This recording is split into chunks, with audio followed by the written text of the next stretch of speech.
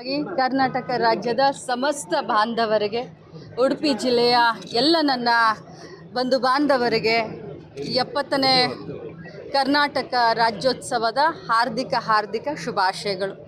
ಉಡುಪಿ ಜಿಲ್ಲೆಯಲ್ಲಿ ಇವತ್ತು ಬೆಳಗ್ಗೆಯಿಂದ ಒಂದು ಹಬ್ಬದ ಸಡಗರದ ಸಂಭ್ರಮದ ಈ ಒಂದು ದಿನವನ್ನು ಅತ್ಯಂತ ಸಂತೋಷದಿಂದ, ಅತ್ಯಂತ ಅಭಿಮಾನ ಹೆಮ್ಮೆಯಿಂದ ನಾವು ಇವತ್ತು ಅಜ್ಜರ ಕಾಡಿನಲ್ಲಿ ಆಚರಣೆ ಮಾಡಿದ್ದೀವಿ.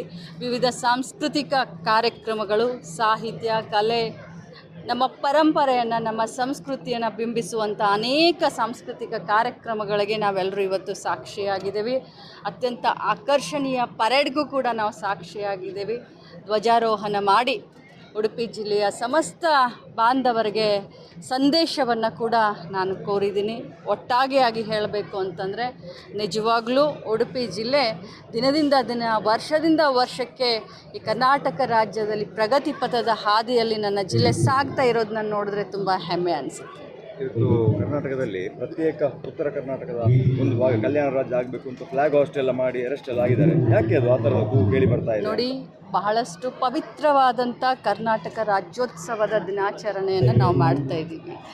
ಈ ಕರ್ನಾಟಕ ರಾಜ್ಯದ ಏಕೀಕರಣಕ್ಕೆ ಸಾಹಿತಿಗಳು, ಹಿರಿಯರು ಪ್ರತಿಯೊಬ್ಬರು ಕೂಡ ಬಹಳಷ್ಟು ತ್ಯಾಗವನ್ನು ಮಾಡಿ ಇವತ್ತು ಕರ್ನಾಟಕ ರಾಜ್ಯದ ಏಕೀಕರಣದ ಒಂದು ಫ್ಲ್ಯಾಗನ್ನು, ಕರ್ನಾಟಕವನ್ನು ನಾವು ಅತ್ಯಂತ ಸಂಭ್ರಮದಿಂದ ಸಂಭ್ರಮಿಸುತ್ತಿರುವಂಥ ಈ ಕ್ಷಣದಲ್ಲಿ ನಾನು ಅಂಥದ್ರ ಬಗ್ಗೆ ಮಾತನಾಡಲಿಕ್ಕೆ ಬಯಸೋದಿಲ್ಲ ಮತ್ತು ಅಂಥವರೆಗೆ ನಾನು ಸಪೋರ್ಟನ್ನು ಕೂಡ ಮಾಡೋದಿಲ್ಲ. ಯಾಕೆ ಒತ್ತಾಯ ಮಾಡ್ತಾರೆ ಅಂತ ಸರ್ಕಾರ ಕಡೆಗಣಿಸಿದೆ. ಅದನ್ನು ಮುಂದಿನ ದಿನದಲ್ಲಿ ನಾನು ಮಾತನಾಡ್ತೀನಿ. ಈ ಶುಭ ಸಂದರ್ಭದಲ್ಲಿ ನಾನು ಅದ್ರ ಬಗ್ಗೆ ಮಾತನಾಡೋದು. ಕನ್ನಡ ಎಲ್ಲ ನಮ್ಮ ಜನನಾಯಕರಿಗೆ ಯಾಕೆ ಅಪ್ಲೈ ಆಗೋದಿಲ್ಲ ಅಂತ ಇತ್ತೀಚೆಗೆ ಒಂದು ಯಾವ ಸಂಸ್ಕೃತಿ ಅದು ಅಂತ ಇಬ್ಬರು ರಾಜಕೀಯ ನಾಯಕರು ಮಾತನಾಡಿಕೊಂಡದ್ದು ಯಾವ ಕನ್ನಡ ಅದು?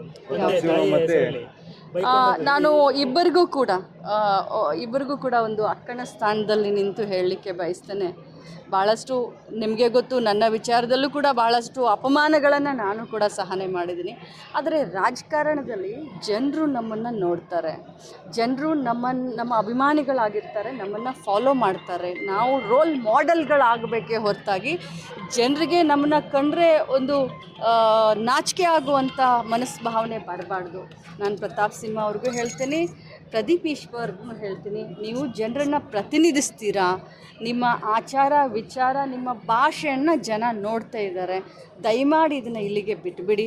ನಿಮ್ಮ ತಂದೆಯನ್ನು, ನಿಮ್ಮ ತಾಯಿಯನ್ನು ಎಳ್ಕೊಂಡು ಬರೋದು ಯಾವ ಸಂಸ್ಕೃತಿ ಇದು? ನಿಮ್ಮ ವೈಯಕ್ತಿಕ ಇದು ಜನ ನೋಡಿ ಕೆಲವು ಜನ ತಮಾಷೆಯಾಗೂ ತಗೊಳ್ತಾ ಇದ್ದಾರೆ, ಕೆಲವು ಜನ ಏನಪ್ಪ ರಾಜಕಾರಣದಲ್ಲಿ ಈ ರೀತಿ ಮಾತನಾಡ್ತಾ ಇದ್ದಾರೆ ಅಂತ. ದಯಮಾಡಿ ಇಬ್ಬರು ಬುದ್ಧಿವಂತರಿದ್ದೀರಾ, ಇಬ್ಬರು ಇದನ್ನು ಇಲ್ಲಿಗೆ ಬಿಟ್ಬಿಡಿ ಅಂತ ಒಬ್ಬ ಅಕ್ಕ ಆಗಿ ನಾನು ಹೇಳ್ತೀನಿ. ನವೆಂಬರ್ ಕ್ರಾಂತಿ ಇದ್ದೇ ಚರ್ಚೆ, ನವೆಂಬರ್ 1 ಬಂತು, ಕ್ರಾಂತಿ ಉಂಟಾ? ನವೆಂಬರ್ 20ಕ್ಕೆ ಏನಾದರೂ ನಾನು ಕಾಂಗ್ರೆಸ್ ಪಕ್ಷದ ಸಾಮಾನ್ಯ ಕಾರ್ಯಕರ್ತೆ. ನವೆಂಬರದಲ್ಲಿ ಕ್ರಾಂತಿಯಾಗಲಿ ಶಾಂತಿಯಾಗಲಿ ಇದು ಹೈಕಮಾಂಡ್ಗೆ ಬಿಟ್ಟಂಥ ವಿಚಾರ, ಪಕ್ಷದ AICC ಅಧ್ಯಕ್ಷರ ಗಮನಕ್ಕೆ ಬಿಟ್ಟಂಥ ವಿಚಾರ. ಏನು ಪಕ್ಷ ಹೇಳುತ್ತೋ ನನ್ನ ಸಮೇತ ನಾವು ಅದನ್ನು ಕೇಳಲಿಕ್ಕೆ ಒಬ್ಬೊಬ್ಬರು ಸಚಿವರಾಗಿದ್ದವರು ಅಗತ್ಯ ಇದ್ದರೆ ನಾವು ರಾಜೀನಾಮೆಗೆ ಸಿದ್ಧ, ಈ ಥರ ಎಲ್ಲ ಮಾತಾಡ್ತಾರೆ. ಖಂಡಿತವಾಗ್ಲೂ ಇವತ್ತು ಪಕ್ಷ ನಮಗೆ ಸೇವೆ ಮಾಡಿ, ಜನರು ಸೇವೆ ಮಾಡಿ ಅಂತ ನಮ್ಮಂಥವ್ರನ್ನ ಗುರುತಿಸಿ ಒಂದು ಅವಕಾಶವನ್ನು ಕೊಟ್ಟಿದೆ. ಭಾಳ ಸಂತೋಷದಿಂದ ಸೇವೆಯನ್ನು ಮಾಡಿದ್ದೀವಿ. ನಾಳೆ ಪಕ್ಷ ನಮಗೆ ಇಲ್ಲ, ನಿಮ್ಮ ಕೆಲಸ ಬೇರೆ ಇದೆ ಮತ್ತೊಬ್ಬರಿಗೆ ಅಂತ ಹೇಳಿದಾಗ ಖಂಡಿತವಾಗ್ಲೂ ಭಾಳಷ್ಟು ಸಂತೋಷದಿಂದ ನಾವು ಕೇಳಬೇಕಾಗುತ್ತೆ. ಅದಕ್ಕೆ ನಾನು ಹೇಳಿದ್ದು, ನಾವು ಪಕ್ಷದ ಶಿಸ್ತಿನ ಸಿಪಾಯಿಸಿ. DK ಶಿವಕುಮಾರ್ ಅವರು ನಿನ್ನೆ ಒಂದು ಸಭೆಯಲ್ಲಿ ತ್ಯಾಗದ ಮಾತು, ಸೋನಿಯಾ ಗಾಂಧಿ ಅವರ ಉದಾಹರಣೆ ಎಲ್ಲ ಕೊಟ್ಟು ಮಾತಾಡಿದ್ದಾರೆ ಅಂತ. ಇದೇನಾದರೂ ಪರೋಕ್ಷ ಸಂದೇಶವ ಅಥವಾ ಕೇವಲ ಒಂದು ಮಾತಿಗೆ ಸೀಮಿತ ಆಗಿತ್ತು? ಯಾವತ್ತೂ ಇಲ್ಲ. DK ಶಿವಕುಮಾರ್ ಅವರು ಏನು ಮಾತನಾಡ್ತಾರೆ ಆ ರೀತಿ ನಡ್ಕೊಳ್ತಾರೆ, ಆ ರೀತಿ ಮಾಡಿ ತೋರಿಸ್ತಾರೆ. ಅವರು ಇವತ್ತಲ್ಲ, ಮುಂಚೆಯಿಂದನೂ ಕೂಡ ಸೋನಿಯಾ ಗಾಂಧಿ ಅವರ ತ್ಯಾಗದ ಮಾತನ್ನು ಪ್ರತಿಯೊಂದು ಕಾರ್ಯಕ್ರಮದಲ್ಲಿ ಪಕ್ಷದ ಸಂಘಟನೆಯ ಹೊತ್ತಿನಲ್ಲಿ ನಮಗೆ ಹೇಳ್ಕೊಂಡು ಬಂದಿದ್ದಾರೆ. ಸೊ ಅದಕ್ಕೆ ಬೇರೆ ಕಲ್ಪನೆ ಕಟ್ಟೋದು ಬೇಡ. ಗಾಂಧಿ ಪರಿವಾರ, ಅದು ಇಂದಿರಾ ಗಾಂಧೀಜಿಯವರು ಇರ್ಬೋದು, ರಾಜೀವ್ ಗಾಂಧೀಜಿ ಇರ್ಬೋದು, ಸೋನಿಯಾ ಗಾಂಧೀಜಿಯವರು ಇರ್ಬೋದು. ಸೊ ಅವರ ಬಗ್ಗೆ ಮಾತನಾಡೋದು ನಾವೆಲ್ಲರೂ ಗೊತ್ತು, ಅವರ ಇತಿಹಾಸನೂ ಗೊತ್ತು. ಸೊ ನಾವು ಮಾತನಾಡೋದಾಗಲಿ, ಪಕ್ಷದ ಅಧ್ಯಕ್ಷರಾಗಿ ಸೋನಿಯಾ ಗಾಂಧೀಜಿಯವರ ತ್ಯಾಗದ ಬಗ್ಗೆ ಮಾತನಾಡೋದನ್ನು ನಾನು ಸಮಂಜನೆ ಮಾಡ್ತೀನಿ. ತ್ಯಾಗದ ಬಗ್ಗೆ ಮಾತನಾಡ್ತಾ ಆದರೆ ತುಂಬ ನಾನು ತ್ಯಾಗ ಮಾಡಿಯೇ ಕೆಲಸ ಮಾಡಿದ್ದೇನೆ KPCC ಆಗಿ. ಕ್ವಶನ್ಗಳನ್ನು ಕೇಳಿದ್ರು ನಮ್ಮ ಅಧ್ಯಕ್ಷರು ಯಾವ ಮಟ್ಟಿಗೆ ಉತ್ತರ ಕೊಟ್ಟಿದ್ದಾರೆ ಅಂತ ತಮಗೂ ಗೊತ್ತು.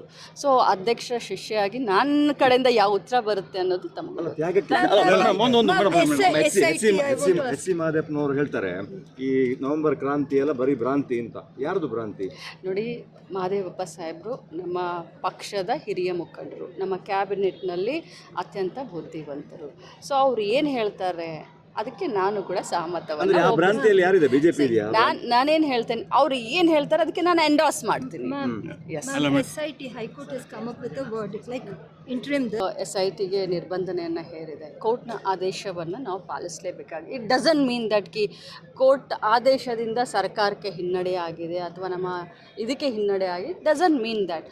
ಅವರು ಸ್ಟೇಯನ್ನು ಕೊಟ್ಟರೆ ಆ ಸ್ಟೇಯನ್ನು ವೆಕೆಂಟ್ ಮಾಡಲಿಕ್ಕೆ ಏನೆಲ್ಲ ಮಾಡಬೇಕು ಅದನ್ನು ಸರ್ಕಾರದ ವತಿಯಿಂದ ಮಾಡ್ತಾರೆ. ಬಟ್ ಒಂದೇ ಒಂದು ಸತ್ಯ ಹೊರಗೆ ಬರಬೇಕು ಅಷ್ಟೇ. ಧರ್ಮಸ್ಥಳ ಪವಿತ್ರವಾಗಿದ್ದು ಪವಿತ್ರವಾಗಿ ಇದೆ ಅನ್ನೋಂಥ ಸಂದೇಶ ಬರಬೇಕು. ಮೇಡಮ್, ಈಗ ನಮ್ಮ ಜಿಲ್ಲೆಯಲ್ಲಿ ಸಾವಿರಾರು ಕೋಟಿ ರೂಪಾಯಿ ವೆಚ್ಚದ ಕಾಮಗಾರಿ ಪೆಂಡಿಂಗ್